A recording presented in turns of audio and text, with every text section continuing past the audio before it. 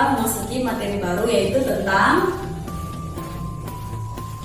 Nah, dari pertanyaan tadi, kita mungkin pasti dalam hati sudah menjawab bahwa kita memang sudah jelas-jelas membutuhkan energi. Bukan hanya kita, yaitu ada juga tumbuhan, hewan, dan termasuk juga kita manusia.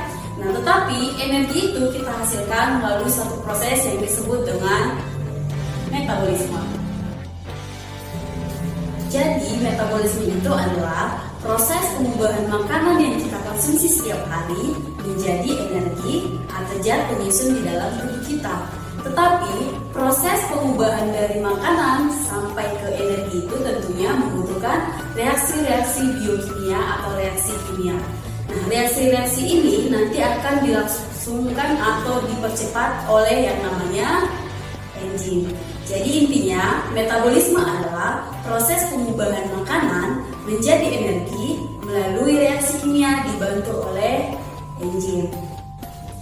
Enzim ini berfungsi sebagai katalisator atau biokatalisator, yaitu mempercepat reaksi yang terjadi dalam tubuh kita dalam perubahan zat makanan tadi.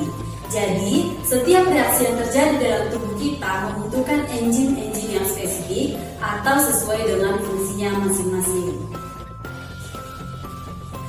Sebelum lebih dalam kita bahas tentang enzim, coba kamu praktekkan hal ini. Coba kamu ambil sedikit nasi, kemudian kamu makan, punya sekitar 30 kali, kemudian rasakan apa yang terjadi. Bagaimana rasanya? Dia mungkin rasanya nanti lebih manis. Kenapa bisa demikian? Itu adalah salah satu kinerja dari si enzim. Jadi kebetulan di dalam mulut kita ada enzim yang namanya enzim petialin atau amilase yang mengubah karbohidrat yaitu nasi itu sendiri menjadi maltosa. Jadi yang menjadi pertanyaan, apa sih enzim itu? Kembali lagi pertanyaan yang sama kan?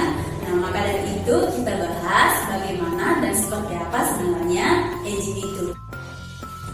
Yang pertama, enzim adalah berupa protein. Jadi dia memiliki ciri-ciri yang sama dengan protein. Dia akan dapat bekerja ketika suhu meningkat, tetapi sampai suhu optimal saja.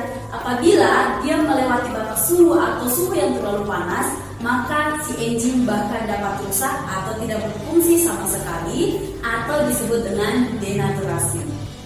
Yang kedua yaitu enzim memiliki sifat yang spesifik. Artinya dia dapat bekerja secara spesifik tergantung pada fungsinya masing-masing. Misalkan seperti yang tadi sudah kita praktekkan, bahwa enzim yang di dalam mulut kita itu ada namanya enzim petialin atau amilase, di mana si amilase ini berfungsi untuk menguraikan si karbohidrat menjadi maltosa. Jadi ketika kita mengkonsumsi makanan yang mengandung protein di dalam mulut, maka tidak akan diuraikan atau tidak terjadi reaksi kimia oleh si amilase tadi terhadap si protein. Yang ketiga yaitu bahwa enzim berfungsi sebagai katalis atau biokatalisator, yang artinya yaitu untuk mempercepat reaksi-reaksi kimia. Yang keempat yaitu enzim dapat digunakan berkali-kali selama dia tidak merusak ya. Jadi dia dapat digunakan berkali-kali karena enzimnya tidak dapat atau tidak ikut bereaksi. Yang kelima, enzim itu cukup dibutuhkan sedikit saja untuk melakukan suatu reaksi. Jadi tidak perlu banyak, reaksi itu sudah dapat berjalan. Nah, bagaimana materi hari ini? Bisa dipahami kan? Kalau memang sudah bisa dipahami, sampai di sini dulu pertemuan kita. Kita lanjut di pertemuan berikutnya dan sampai jumpa dan salam sehat.